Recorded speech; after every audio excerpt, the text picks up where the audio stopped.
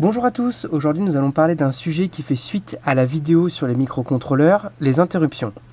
Donc si vous n'avez pas vu justement la vidéo sur les microcontrôleurs, je vous conseille d'aller la regarder puis de revenir voir celle-ci.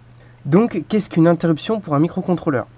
Tout d'abord, il est nécessaire de rappeler que les instructions d'un microcontrôleur sont exécutées séquentiellement, les unes à la suite des autres.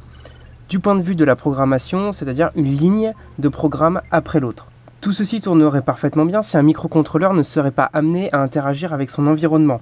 Et dans la majeure partie des cas, un système électronique seul ne sert à rien. Il faut qu'il agisse et réagisse à ce qui l'entoure. Par exemple, agir quand celui-ci reçoit des informations d'un autre composant, ou alors faire une action précise dès qu'une entrée d'un microcontrôleur change d'état. Dans un système séquentiel, il est difficile de réagir à l'imprévu. Nous pouvons choisir de vérifier périodiquement telle ou telle information, mais il y a le risque de louper ce que l'on cherche. Prenons ceci. Dans un programme, je dois allumer ou éteindre une LED dès qu'une de mes entrées change d'état. Mon programme se déroule et périodiquement, je viens regarder l'état de mon entrée. Si entre mes deux tests, l'état de mon entrée a changé, je pilote ma LED. Mais rien ne me prouve que mon entrée n'a pas changé plusieurs fois entre mes deux tests. Du coup, je n'ai pas piloté ma LED à chaque changement d'état, mais uniquement lorsque je tombe au bon moment.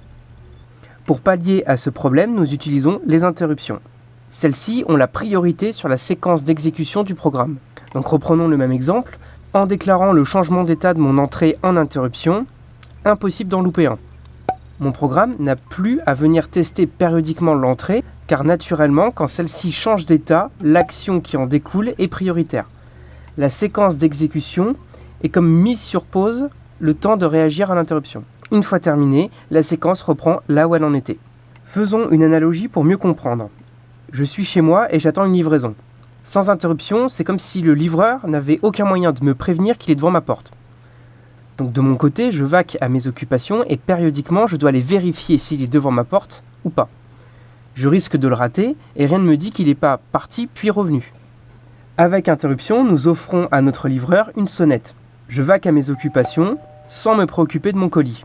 Dès que j'entends la sonnette, donc l'équivalent d'une interruption, j'arrête temporairement ce que je suis en train de faire, je vais ouvrir, je réceptionne mon colis, puis je reprends mes occupations là où j'en étais.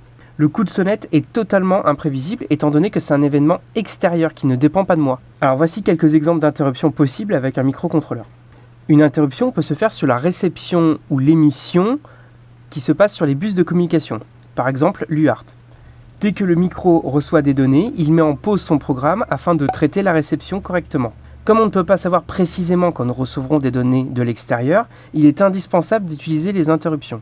En électronique, on peut maîtriser uniquement les émissions des données que nous envoyons. Comme par exemple, nous savons que nous allons passer un coup de téléphone. On choisit le moment d'appeler. Le destinataire, lui, ne peut pas choisir le moment précis où il recevra l'appel. Ensuite, voyons les interruptions timer. Un microcontrôleur exécute ses instructions au cadencement d'une horloge créée par un oscillateur interne ou externe. Un timer incrémente sa valeur à chaque coup d'horloge. Une fois une certaine limite atteinte, le timer fait ce qu'on appelle overflow, c'est-à-dire qu'il retombera à zéro pour reprendre son incrémentation à chaque coup d'horloge. Ici, plusieurs sortes d'interruptions sont possibles selon les registres et le paramétrage à l'initialisation du microcontrôleur. Il est possible de provoquer une interruption sur overflow, comme je l'expliquais tout à l'heure. Donc dès que le timer passe de sa valeur max à 0, le microcontrôleur exécute ce qui se situe dans l'interruption timer en priorité et met en pause ce qu'il était en train de faire. Il est aussi possible que l'interruption timer se fasse sur une comparaison de valeurs avec la valeur du timer.